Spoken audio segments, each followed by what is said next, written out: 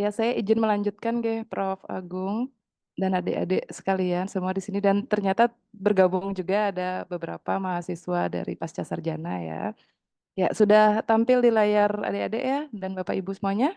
Sudah terlihat? Nih, sudah. Iya, baik. Saya izin melanjutkan ya adik-adik ya. Nah, jadi untuk dating kita hari ini ya, jadi hari Rabu malam kita dating nih ya, kita ngedate ya. Jadi untuk datingnya ini luar biasa sekali dari gugus jurnal dan publikasi pemilihan temanya itu tentang tata penulisan artikel ilmiah itu penting ya. Nah, jadi sebelum saya berbagi terkait tata tulis dan juga sistematika artikel ilmiah, saya ingin bertanya dulu ke adik-adik. Mengapa adik-adik itu perlu menulis? Oke, saya tanya dulu barangkali satu dua respon begitu baru saya mulai. Kenapa sih menulis?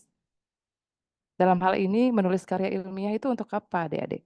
Baik, jadi menurut saya menulis itu sendiri merupakan kegiatan kita untuk menuangkan isi pikiran maupun, suatu pengalaman kita dalam bentuk tulisan, yang mana sekiranya ini juga menurut saya untuk mengenang di suatu saat nanti pengalaman yang sudah, kita lalui, seperti itu, Ibu.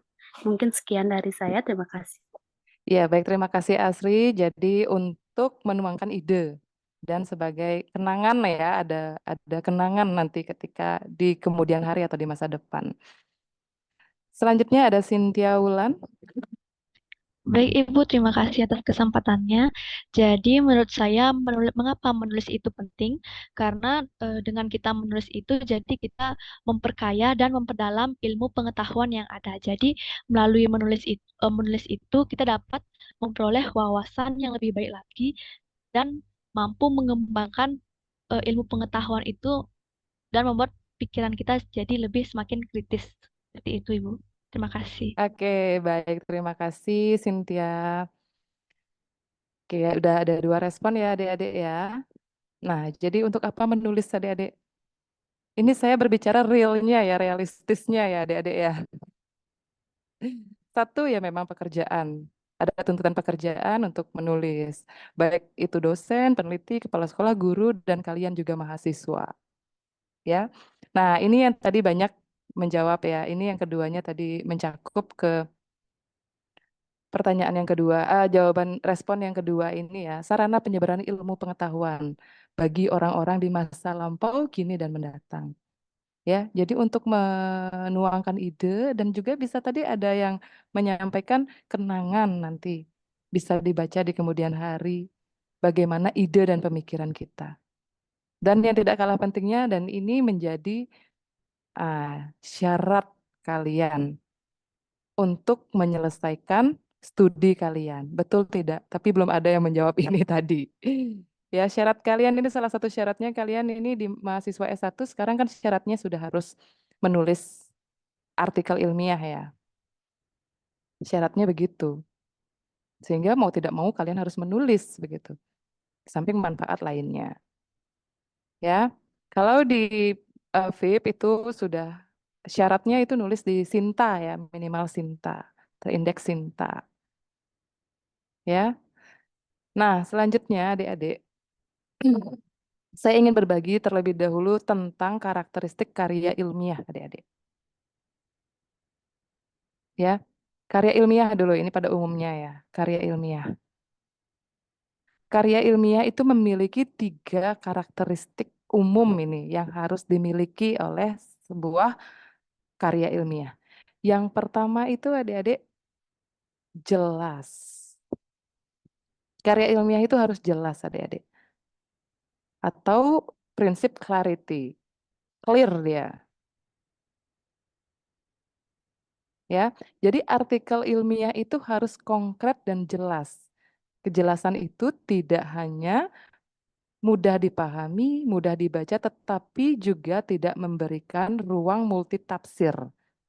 Ya, karya ilmiah itu tidak boleh bersifat samar-samar. Jadi yang saya highlight di sini adalah tidak multitafsir, adik-adik. Istilah lainnya tidak bermakna ganda. atau tidak ambigu. Ini ya yang saya highlight ya. Jadi pastikan kalian ketika menulis karya ilmiah itu, prinsip yang pertama itu adalah penggunaan bahasanya itu tidak boleh multitafsir. Ibu anak yang cerdas itu, coba dari kalimat itu kira-kira multitafsir atau tidak adik-adik? Coba saya ingin di dating ini jangan adik-adik hanya sebagai penyimak saja, tetapi ikut juga berpartisipasi dalam kegiatan dating ini.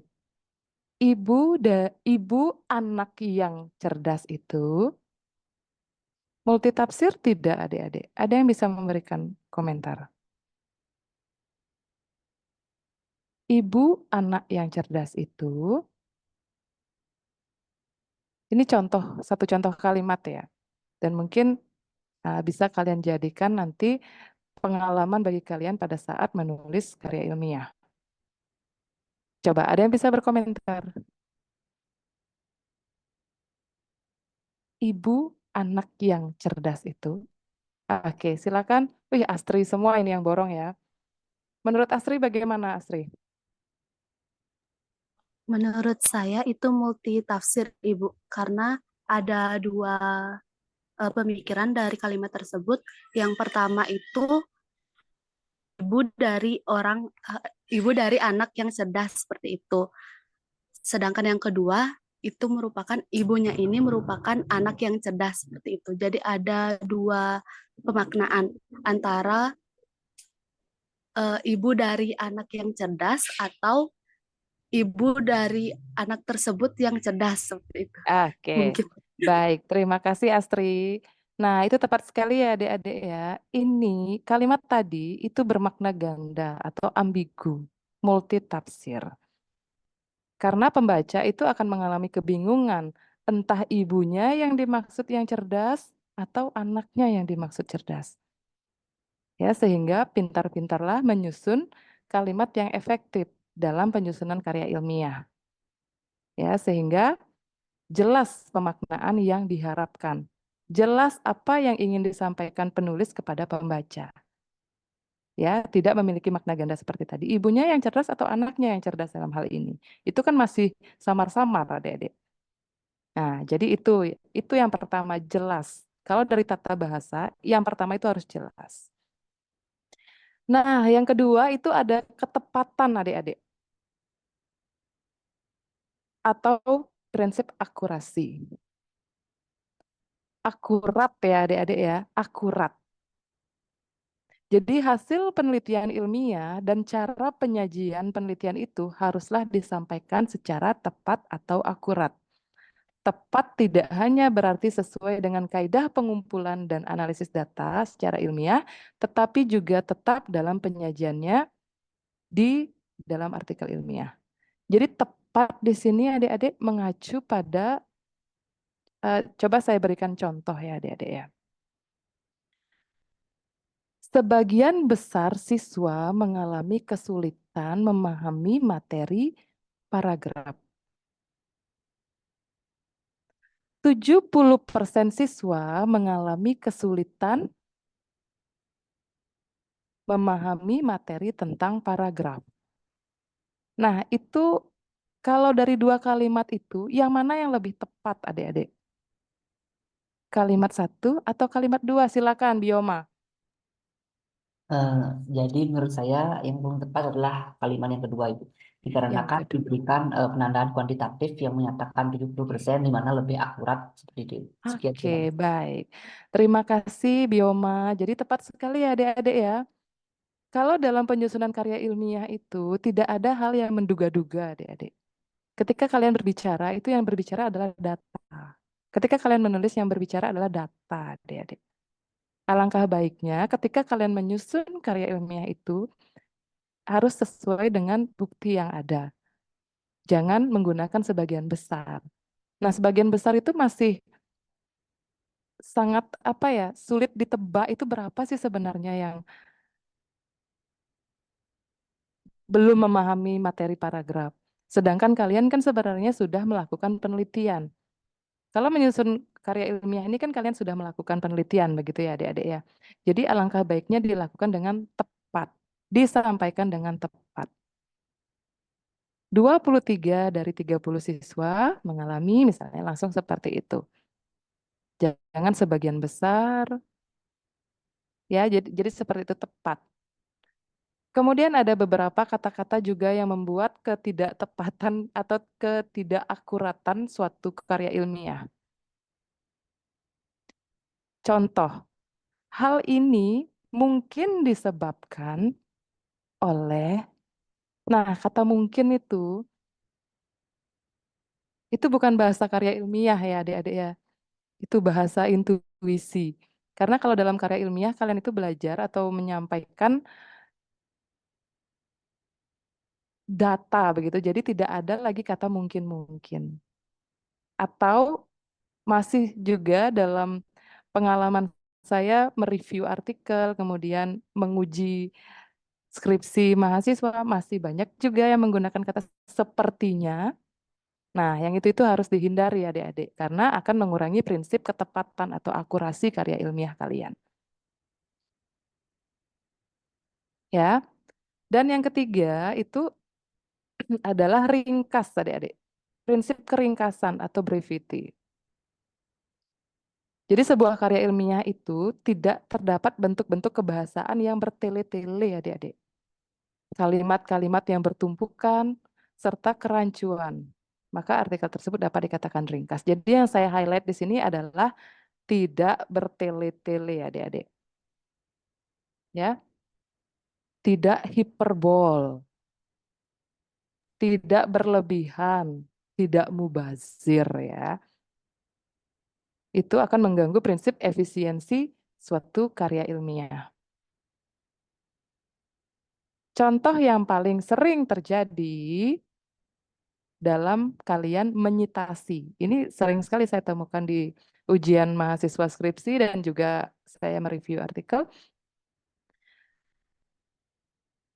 Menurut Sugiono dalam kurung 2020 menyatakan bahwa, nah, di sana sudah muncul kalimat yang bertele-tele, artinya berlebihan adik-adik. Menurut dan mengungkapkan, itu sebenarnya kalimat yang tidak efektif adik-adik. Ya, tidak efektif dan mubazir ini. Ada salah satu kata yang mubazir, sehingga sebenarnya kalian itu bisa memilih salah satu. Ini yang sering sekali terjadi. Jadi langsung saja, menurut Sugiono, artikel ilmiah adalah bla bla bla. Atau langsung bahwa jadi tidak ada kalimat yang berlebihan. Contoh lain lagi, misalnya dalam kalimat, hanya 15 anak saja yang memahami materi ini dengan baik. Yang mana yang berlebihan?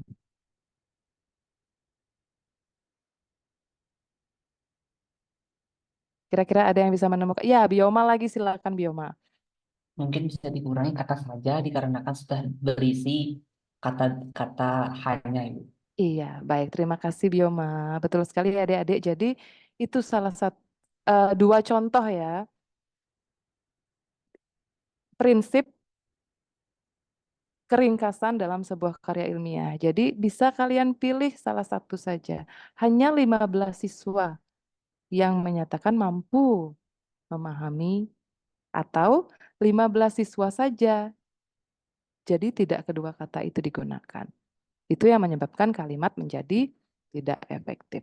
Itu untuk karakteristik karya ilmiah ya. Tiga ini yang menjadi unsur utama dalam penulisan karya ilmiah, khususnya di tata bahasanya ya adik-adik ya. Nah kemudian ini secara umum karya ilmiah itu ada beberapa ragamnya ya adik-adik ya. Ada beberapa ragam karya ilmiah. Jadi ada artikel ilmiah, ada buku, kemudian ada skripsi, tesis, disertasi. laporan penelitian, laporan observasi, kemudian makalah itu masuk ke kategori tulisan ilmiah. Tetapi pada kesempatan ini kita akan fokus ke sini dulu ya adik-adik ya, ke artikel ilmiah ini. Ya, dan ini yang menjadi fokus kalian, syarat kalian untuk menyelesaikan studi kalian entah yang S1 dan S2 pun juga mendapatkan syarat untuk menyelesaikan studinya dengan penulisan artikel ilmiah. Nah, adik-adik coba diperhatikan untuk sistematika karya ilmiah, khususnya artikel ilmiah, adik-adik perlu memahami the king ini ya adik-adik ya. The king-nya ini A. Imrat adik-adik. Dan mungkin adik-adik sudah mendapatkan di beberapa mata kuliah sebelumnya atau mungkin di dating pada sesi sebelumnya. Ini penting ya adik-adik ya. Ini saya menguatkan kembali, menegaskan kembali. Jadi A. Imrat ini. Coba mohon izin, saya dapat waktu berapa? 30 menit ya, moderator ya. Mohon Iya. diingatkan kalau misalnya waktunya sudah mau habis ya, begitu ya Desa ya. Nah ini ya adik-adik ya, A. Imrat. Jadi yang pertama itu ada abstrak, ikhtisar suatu tugas akhir yang memuat latar belakang, masalah, tujuan, metode, hasil, dan simpulan. Yang kedua itu ada introduction, berisi tentang latar belakang, keunikan penelitian, tinjauan pustaka, dan keaslian penelitian.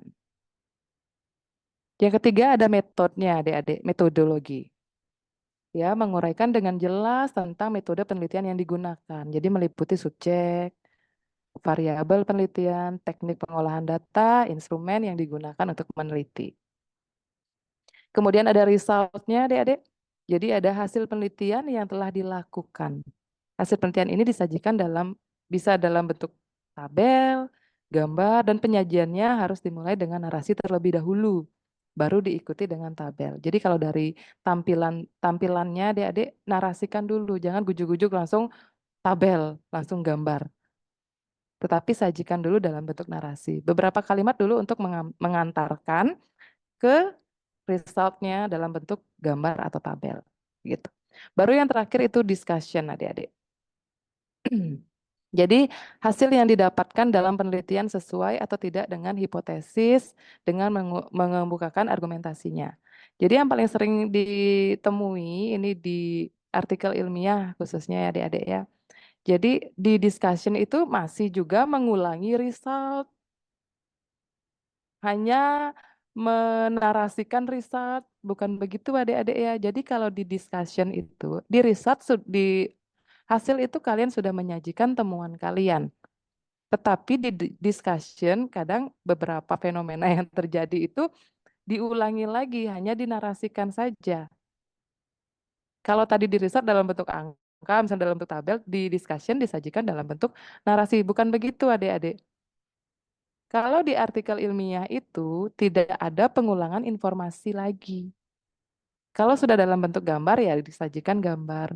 Tidak perlu lagi dinarasikan ulang karena kalau di artikel ilmiah itu ada keterbatasan karakter adik-adik, keterbatasan kata. Paling tidak 8.000 sampai 10.000. Jadi tidak perlu mengulang-ulang informasi. Yang disajikan di discussion itu adalah ini mengkaji dari teori yang sebelumnya atau bukti empiris yang sebelumnya, adik-adik. Jadi dibandingkan result kalian dengan teori yang sudah ada. Apakah teori yang sudah ada itu mendukung hasil penelitian kalian atau justru membantah begitu?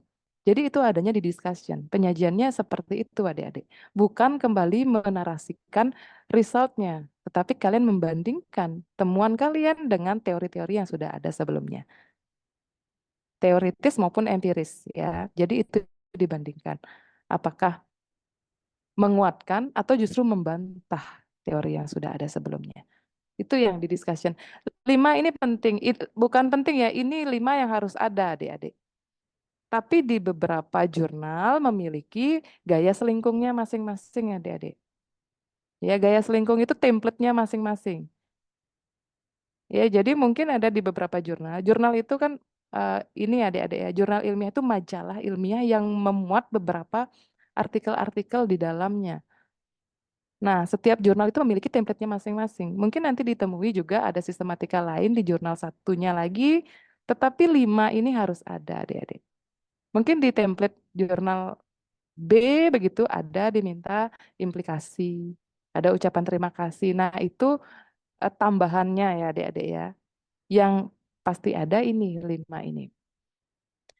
Nah, kemudian kalau untuk sistematikanya ini adik-adik ya. Mungkin saya tidak banyak menjelaskan tentang sistematika. Jadi yang jelas ini ada judul, kemudian ada penulis, ada sponsor kalau memang ini penelitian didanai begitu. Abstrak, kemudian ada kata kunci, ada pendahuluan, metode, data. Data ini hasilnya ya adik-adik ya, hasil temuannya. Kemudian ada pembahasan dan ada penutup. Biasanya penutup berisi simpulan dan saran. Dan yang terakhir adalah referensi. Adik-adik ya. Mungkin ini nanti akan menjadi fokus juga topik kita di penulisan artikel ilmiah ini ya adik-adik ya. Nah, ini secara penulisan adik-adik judul. Nah, di judul dulu. Sistematika yang pertama. Judul hendaknya dibuat menarik ya adik-adik ya, informatif, ringkas, tidak terlalu panjang dan tidak terlalu pendek. Jadi idealnya itu 5 sampai 15 kata adik-adik. Tapi kalau di beberapa jurnal juga sampai 20 masih diizinkan. Ya. Kenapa judul jangan panjang-panjang? Ya kalau terlalu panjang juga kurang menarik, kurang ringkas ya, kurang informatif ya adik-adik ya. Bagaimana mengemas judul itu 5 sampai 15 kata ini tapi mencakup isi dari artikel tersebut begitu. Nah, kemudian ini judul ya jangan terlalu muluk-muluk ya adik-adik ya. Artinya jangan terlalu bombastis sekali tetapi isinya tidak sesuai dengan judul, jangan. Kemudian yang ketiga ini hindari kata penghubung. Nah, kalau terlalu banyak ada konjungsi atau kata penghubung itu kurang bagus juga ya adik-adik ya. Nah, kemudian penyebutan objek, tempat dan bahan penelitian yang sangat terperinci itu juga dihindari kalau dalam artikel ilmiah adik-adik. Untuk menghindari kelokalan artikel kalian. Ya, jadi di SD 2 Panji, Kabupaten Beleleng, nah pokoknya selokal itu jangan adik-adik. Ya, cukup misalnya pengembangan model ini untuk meningkatkan keterampilan berpikir kritis siswa sekolah dasar. Cukup. Jangan sampai lokal sekali, artinya di kelas 4 SD bla bla bla bla. Nah, itu nanti justru lokal sekali penelitianmu. Sehingga orang yang ingin menyitasi ini terlalu lokal, artinya kurang luas jangkauannya begitu. Jadi hindari terlalu terperinci untuk objek dan tempatnya, adik-adik ya. Kemudian, nah ini adik-adik hindari penggunaan singkatan, rumus, dan rujukan dalam judul. Singkatan ini terutama ya adik-adik ya. Pengaruh model pembelajaran TAI terhadap, nah tidak semua orang tahu TAI itu apa adik-adik. Ya, tidak semua pembaca sudah langsung memahami bahwa TAI itu adalah Team Assisted Individualization. Belum semua orang tahu itu model pembelajaran itu. Jadi hindari penggunaan singkatan-singkatan kalau yang masih belum familiar. Begitu adik-adik ya. Jadi untuk ya pembaca itu biar tahu dulu dari judul kalian apa sih ini model yang diangkat. Ya, kalau langsung ke judul aja sudah ada TAI-nya, dia harus buka-buka lagi apa sih TAI itu? Apa sih TAI? Dan belum tentu orang itu bisa mendapatkan langsung informasi kita itu langsung bisa aksesnya masuk ke dalam repositori itu kan tidak adik-adik. Jadi dari judul dulu dibuat jelas dulu. Nah, kemudian judul hendaknya mengandung kata-kata kunci. Ya, kata-kata kunci variabel-variabel yang kalian angkat dalam penelitian kalian. Itu ya judul dari tata tulisnya adik-adik ya, silakan diperhatikan 5. tata penulisan judul ini adik-adik. Nah, kemudian ini untuk afiliasi ya adik-adik ya. Nah, ini mungkin saya tidak terlalu banyak menjelaskan di afiliasi, nama dan afiliasi. Jadi tentunya kalian tulis nama kalian ya adik-adik ya, kemudian afiliasinya dan etika kepengarangan. Jadi yang hendak ditulis dalam artikel kalian ya orang-orang yang berperan. Ya, jadi yang berpartisipasi dalam penulisan artikel tersebut.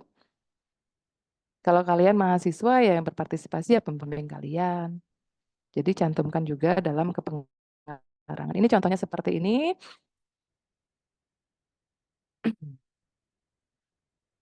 Nah, selanjutnya adik-adik untuk abstrak.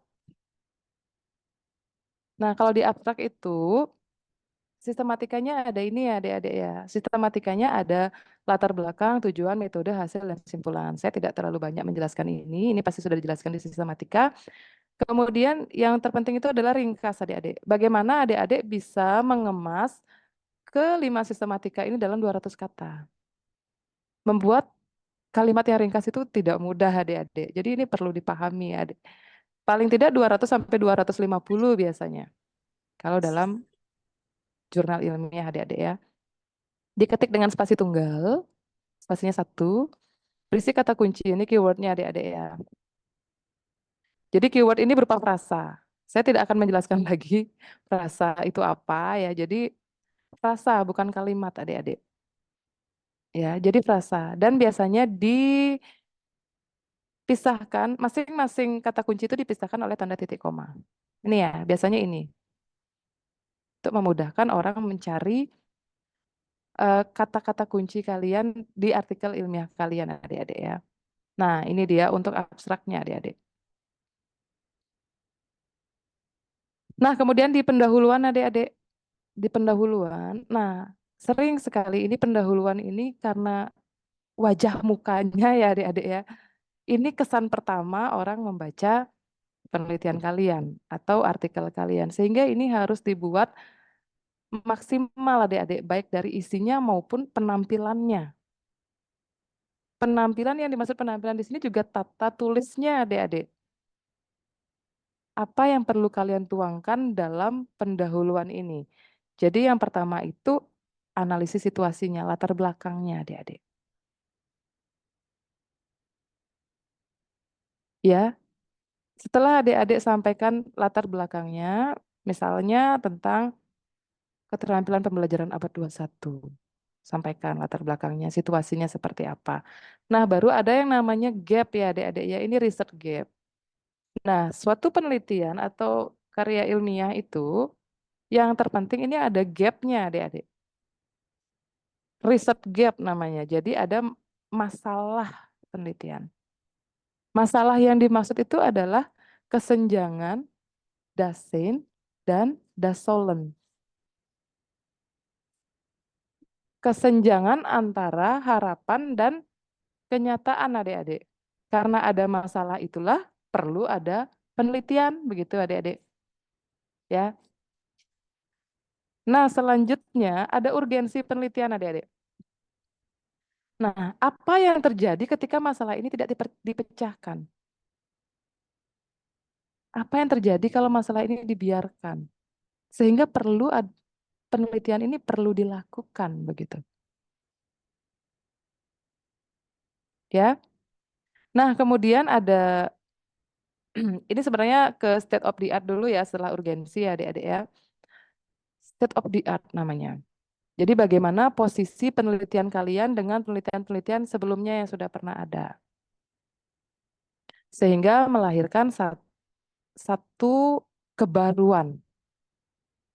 Kadang saya dari pengalaman menguji, kemudian mereview, ini yang paling sering terlewatkan begitu. Selalu menyampaikan bahwa media ini media yang baru dikembangkan.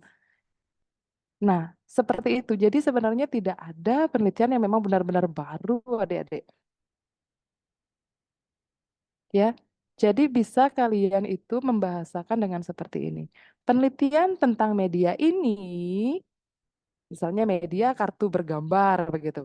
Penelitian tentang media kartu bergambar sudah banyak dilakukan. Jadi tidak menggebu-gebu, ini media terbaru yang ada dalam dunia pendidikan. Nah, tidak seperti itu, tetapi kalian sampaikan media ini sudah pernah diteliti sebelumnya. Penelitian sebelumnya menyatakan begini, begini, begini. Jadi hal yang membedakan penelitian ini dengan yang sebelumnya adalah misalnya berbasis karakter dan lain-lain. Jadi itu state of the art, menghasilkan kebaruan dari penelitian kalian. Ya, untuk penelitian di tingkat S1 itu kebaruannya seperti itu adik-adik. Jadi tidak mungkin langsung menemukan teori yang baru begitu. Nah, itu mustahil sekali sehingga perlu ada yang namanya state of the art untuk mengantarkan kalian ke kebaruan penelitiannya ini apa sih? Media ini sudah pernah dikembangkan, tetapi yang kalian kembangkan ini apa bedanya dengan media sebelumnya? Itu harus ada adik-adik. Ya, baru disampaikan tujuan penelitiannya ini apa.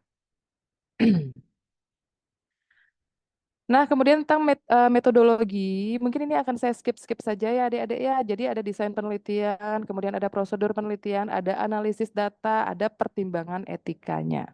Saya skip, ini sudah masuk ke sistematika. Kemudian, nah ini pembahasan hasil dan pembahasan artikel ilmiah. Nah ini yang tadi sudah saya sempat singgung ya di sistematika pada umumnya tadi. Hasil penelitian ini berbeda dengan diskusi. Jadi yang disampaikan itu berbeda. Ini sajian temuannya. Kalau dari penyajian, hasil temuan. Yang diskusi ini adalah bandingan hasil penelitian dengan studi yang sudah ada sebelumnya.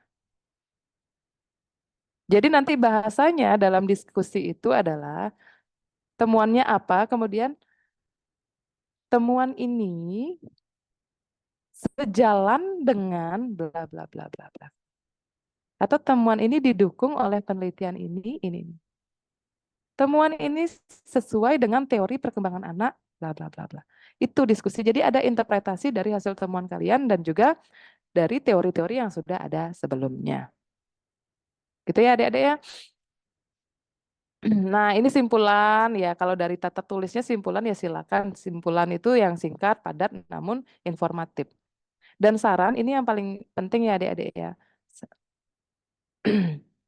Saran bisa berupa rekomendasi untuk penelitian yang lebih lanjut. Karena kalian memahami bahwa penelitian kalian itu kan tidak mungkin sesempurna itu adik-adik. Pasti ada keterbatasan-keterbatasan penelitian kalian sehingga perlu kalian sarankan untuk peneliti lain misalnya yang akan meneliti lebih lanjut tentang variabel yang kalian angkat.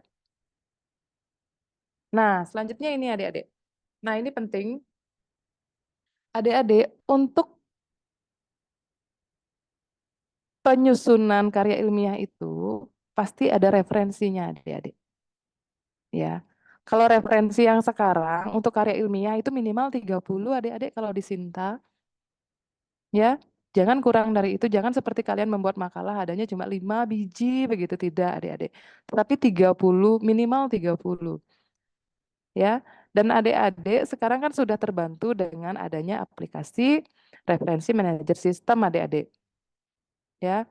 Jadi mungkin kalian kalau sekarang itu jangan manual lagi ya adik-adik ya. Jadi kalau manual itu nanti ketika kalian editing lagi apa namanya kembali ke settingan awal, lagi ngedit di bawah. Nah, silakan nanti kalian menggunakan aplikasi ya. Kalau yang biasa digunakan itu kan Mendeley ya adik-adik ya.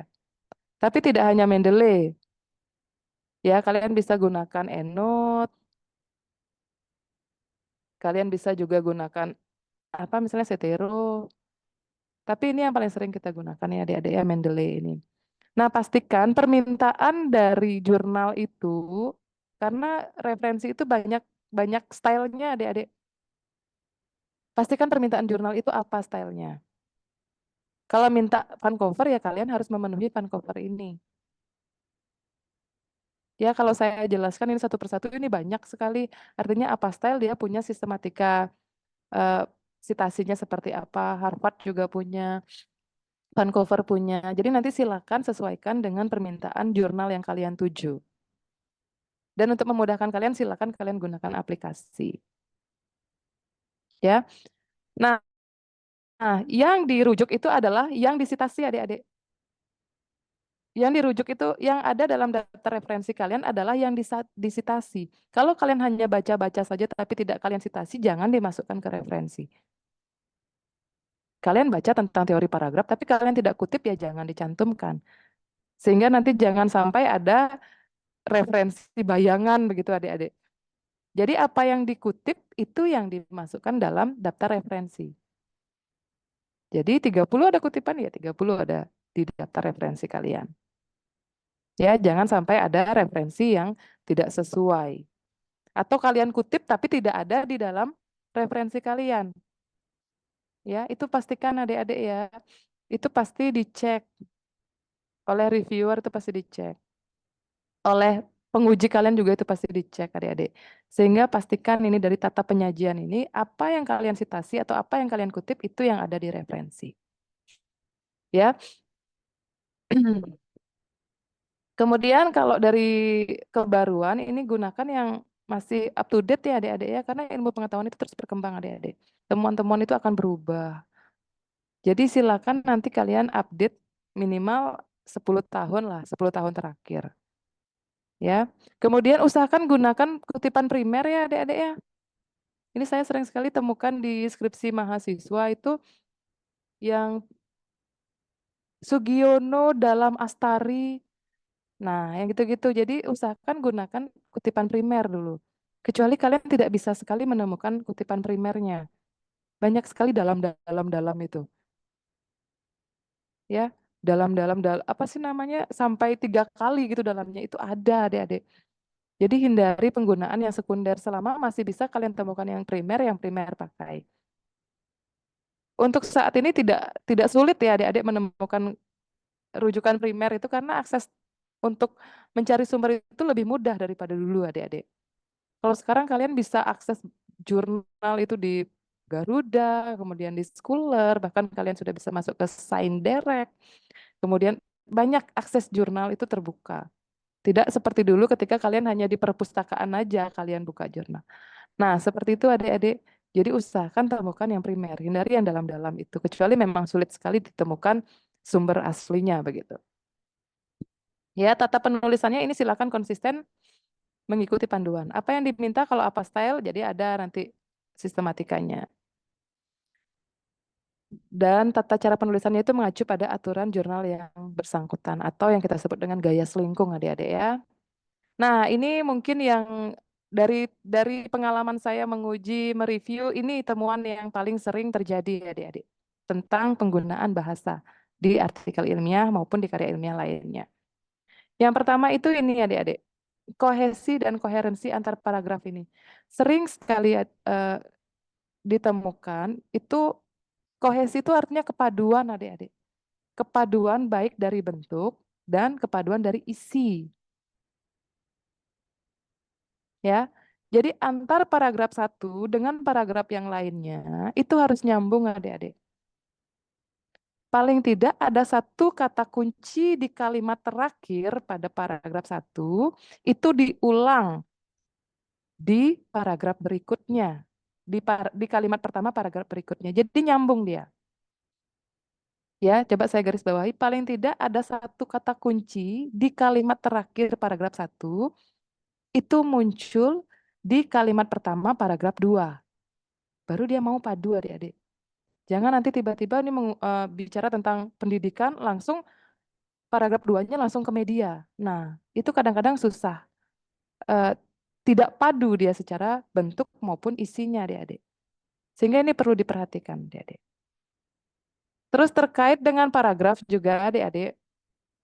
Nah, ini dia, lanjut ke sini adik-adik yang kelima. Sering sekali ditemukan dalam artikel ilmiah itu paragrafnya panjang sekali atau pendek sekali adik-adik. Syarat sebuah paragraf itu jadi minimal memiliki 2 kalimat. Jadi kalimat utamanya dan kalimat penjelas itu minimal sekali. Itu udah jelek 2 itu adik-adik. Ya, ya paling tidak 3. Ada satu kalimat utama dan ada 2 penjelas. Kalau ada 3 penjelas, 4 penjelas. Tapi tidak terlalu panjang juga adik-adik. Kadang ada satu halaman tuh full satu paragraf. Nah itu dari tampilan juga tidak bagus adik-adik. Setelah dibaca ternyata dalam satu paragraf yang penuh dalam satu halaman itu ternyata ada 2 ide pokok di sana. Seharusnya bisa dipisah. Begitu. Itu yang paling sering ya adik-adik ya kalau dari sajian paragrafnya yang paling sering ditemui. Paragraf tidak padu dan paragraf yang terlalu panjang dan terlalu pendek. Kadang saya coret itu ada satu paragraf isinya hanya satu kalimat, tapi kalimatnya kompleks. Kalimat kompleks itu artinya kalimat yang beranak pinak itu adik-adik. Jadi ada induk kalimatnya, ada anak kalimatnya. Jadi satu kalimat tapi panjang sekali. Bukan paragraf itu adik-adik. Itu pasti saya coret. Karena belum ada ide penjelasnya di sana, belum ada kalimat penjelas, bukan paragraf. Dan yang terlalu panjang juga satu halaman, satu paragraf itu juga saya coret. Kurang efektif penyajiannya. Ya. Nah, kemudian yang kedua itu ada ini yang paling sering keliru adik-adik. Kalau dari segi penyajian di tata tulis artikel ilmiah, adik-adik mahasiswa itu masih sulit membedakan mana kata depan dan mana awalan. Entah itu kesalahan atau kekeliruan. Sering saya konfirmasi kalau di dalam ujian kan itu langsung real time, langsung bisa interaksi dengan penulisnya. Kalau di review artikel kan kadang sulit. Kalau langsung pada saat ujian itu saya langsung konfirmasi. Bisa tidak membedakan kata depan dengan awalan.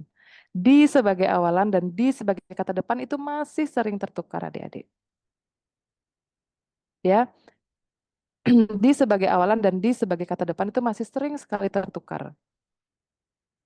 Coba mungkin dari adik-adik ada yang bisa memberikan contoh di sebagai kata depan dan di sebagai awalan. Kadang saya konfirmasi ada yang memang salah, typo, atau buru-buru. Ada yang memang keliru. Memang tidak bisa dia membedakan. Itu kesalahan dan kekeliruan itu beda ya adik-adik ya. Memang mereka tuh keliru. Jadi kalau keliru itu biasanya konsisten kesalahannya.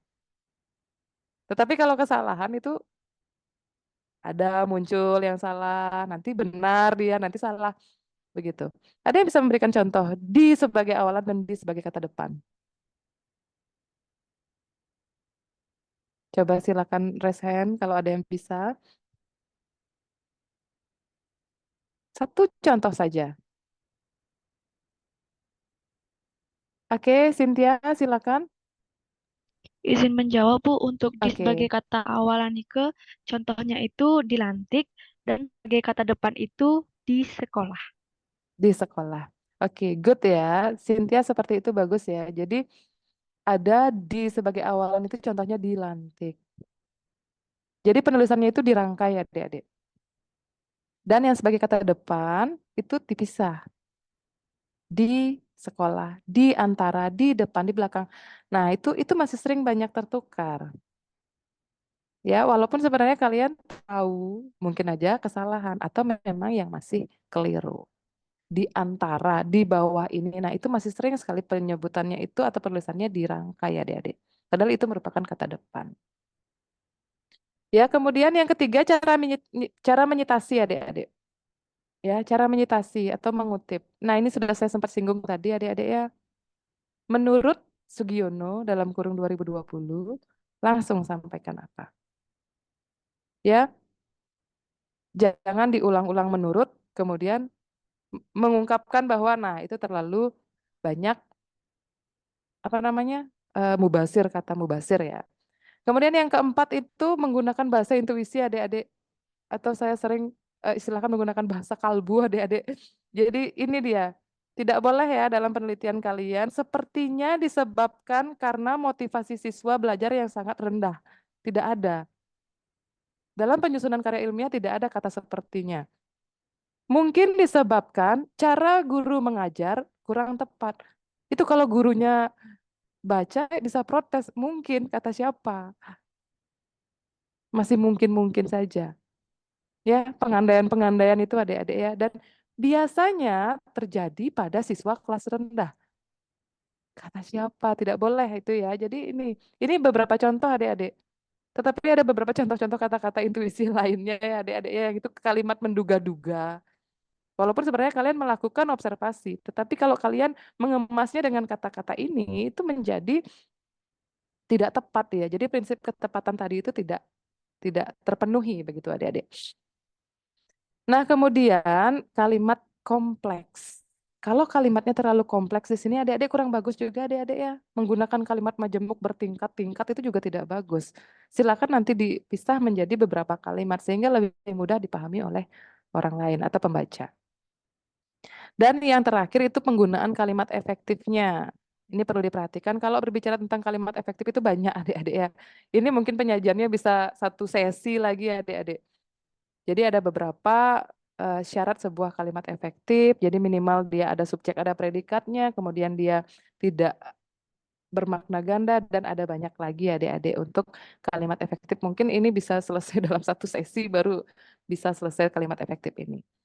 Nah, itu beberapa temuan kesalahan penggunaan bahasa dalam artikel ilmiah ya adik-adik ya. Silakan pengalaman ini mungkin dijadikan apa namanya eh, bahan bagi adik-adik nanti menyusun karya ilmiah adik-adik, khususnya untuk menyusun artikel ilmiah.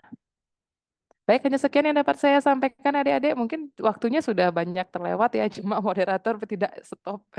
Oke, saya kembalikan ke moderator. Terima kasih.